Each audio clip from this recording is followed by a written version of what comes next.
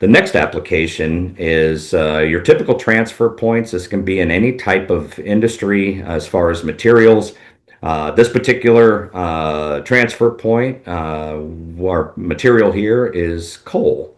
Basically, the problem is coal is being railed in across the country. Weather, rain makes the coal wet through the transport through the open rail cars. Basically, the trains come in, dump the coal through a series of transfer points, trying to get coal up to the power plant to be burnt for the turbine.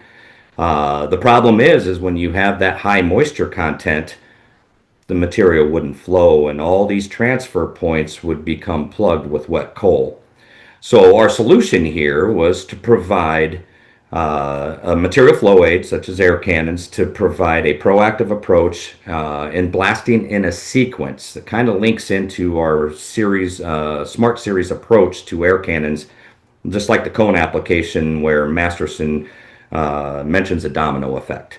Same thing, the lowest air cannon will fire, clearing the throat. Next cannon will fire above that in a sequence as far as how we control them. One thing that you might notice on the right-hand side is one of the struggles that we have with material flow aids and putting air cannons in. A lot of times the air cannon can be mounted in a place where you cannot get to it and easily repair the valve assembly when it wears out over time. So one of the things that we can do is we can actually position that cannon further up through grading, or put it in a position where you can easily get to the valve for service. That's one of the things that we look at very closely is one, putting the cannon in so we can provide material flow, but two, having the cannons accessible so we're able to service them.